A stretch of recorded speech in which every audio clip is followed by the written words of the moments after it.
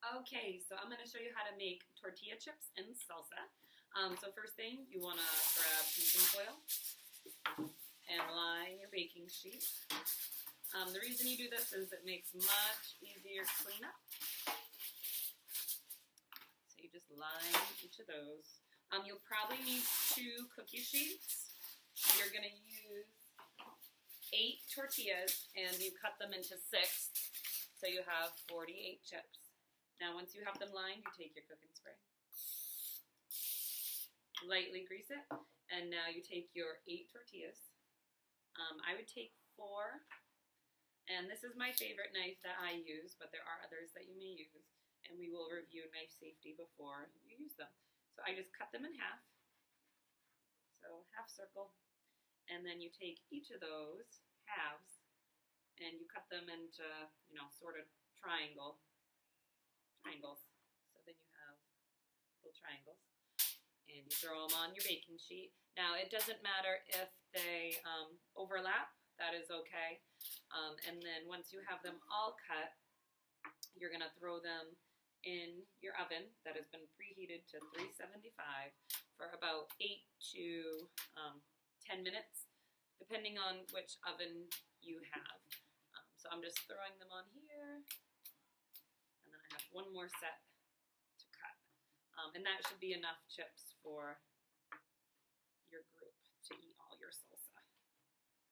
And if you have leftovers that, and you were out of salsa, you can certainly bring the chips in a paper bag. So again, you just throw them on. It's okay if they overlap.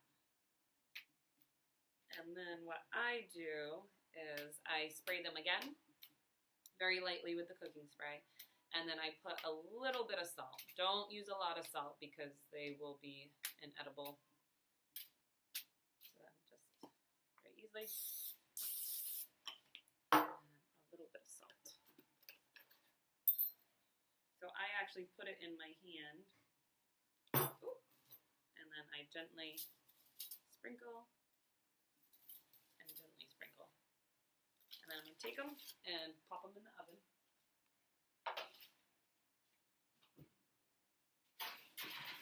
And I would set your timer for 8 minutes. So you hit timer and move it up to the number 8, and then you let it go. And then I'd start on your salsa. So for your salsa, you need 14 ounces of canned tomatoes. Now at home, I use fresh tomatoes, so I usually use about 3 to 4. They're not in season at the moment, so that's why we're using canned. And I'm also using this clear bowl just so I can show you the salsa. So I did drain the tomato juice already in the sink, so then you have the diced tomatoes. Now all of you have your recipe. So the next thing I need is half a jalapeno pepper. So your jalapeno pepper, the seeds are what makes it hot and spicy. So if you like it more spicy, you would include the seeds. If you don't like it spicy, then I would take out the seeds. And we will review how to dice and mince in class. But basically you just cut into little strips, and then you do little tiny chops to get little basically squares, little dices.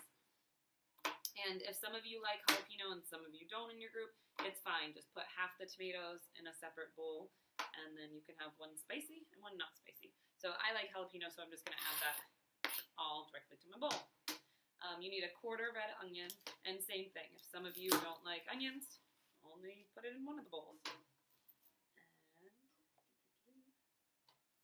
cut that part off. You want to peel the skin off because you don't want to eat the onion skin. It doesn't taste good.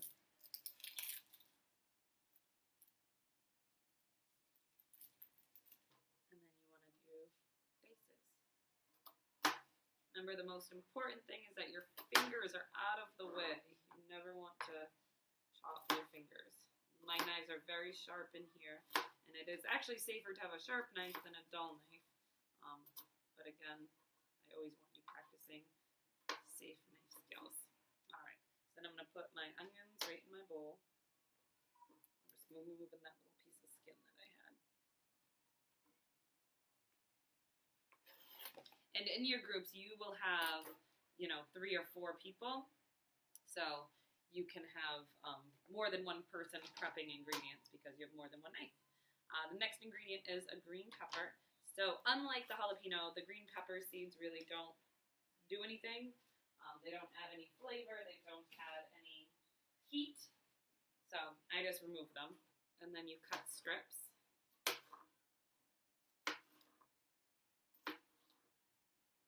And this one's a little big, so I'm going to cut it one more time. And there's a little bit of seeds. And then you just cut little squares or little dices. And I prefer my salsa a little bit chunky, but the smaller, you cut it, the less chunky it is. But that is up to you and your group members.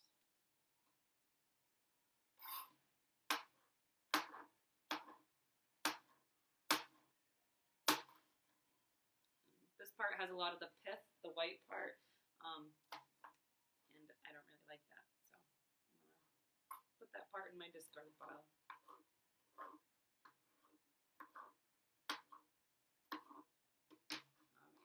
All those go in. And the next thing is garlic. So you each get 1 clove of garlic. I crushed it a little bit. You want to peel the skin off because just like the onion, you don't want to eat the garlic skin. And then you're going to mince the garlic. I'm just going to crush that a little bit more. There we go. So you do little slices, and then I go the other way. And then you can mince it. So you just go back and forth, hand on top, so that your fingers are in no danger of getting cut. Now you'll notice that the garlic is going on top of my blade. Don't take your fingers and swipe the garlic off. You could very easily cut yourself, and that would be bad.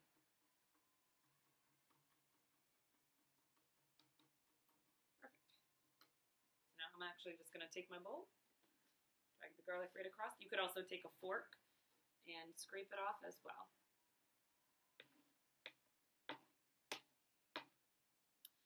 The next thing that you need is half a lime.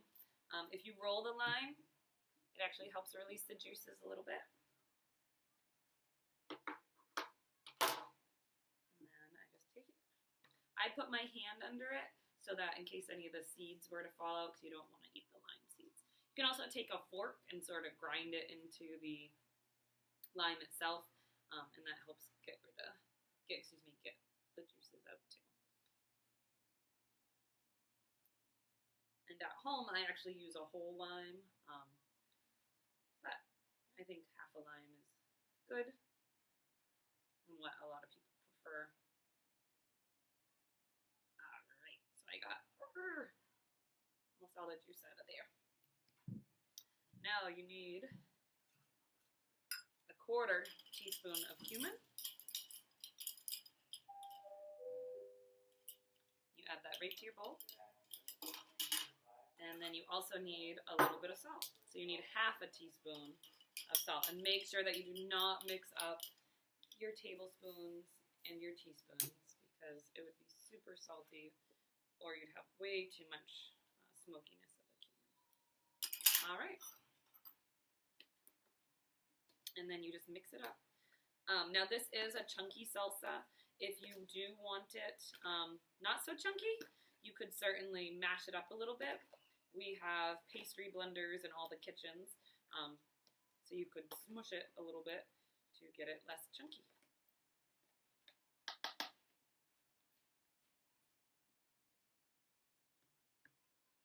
Okay, so once your timer has gone off, go and check your tortilla chips. All of your kitchens have a trivet, so this you just put on the table, and then you can put hot things on top of it. Now your chips you do want to pay attention to. The recipe says 8 to 10 minutes, but they go from being perfect to burned really quick. So if you look at my chips, they're kind of brown, but the main thing is that they're not squishy. You can't bend them anymore. So they're nice and stiff so that you can dip it into the salsa. I am going to move the chips over just so I can show you one last thing. There is an optional ingredient, which is cilantro. It's an herb. It's used in a lot of Mexican cooking. And the actual seeds from cilantro are coriander. So when you grind up the seeds, it's coriander. So I just take a little bunch, and it smells really nice. And I don't mind. I keep the stems right with it. And then I sort of roll it, and then I just crunch it up a little bit. And you can do the same thing like we did for the garlic. You don't want to beat it up too bad. You want it to stay nice and fresh and green. And then I take it, and I throw it in the salsa. And I just give everything one last nice mix to make sure all the salt's dispersed and the cumin's dispersed and all the vegetables. And then you can take a chip and try it out. And when you taste it, you know, maybe you want a little more salt. Maybe you didn't use all your lime or all your jalapeno and you're like, I think it needs a little more heat, and you can add and adjust it.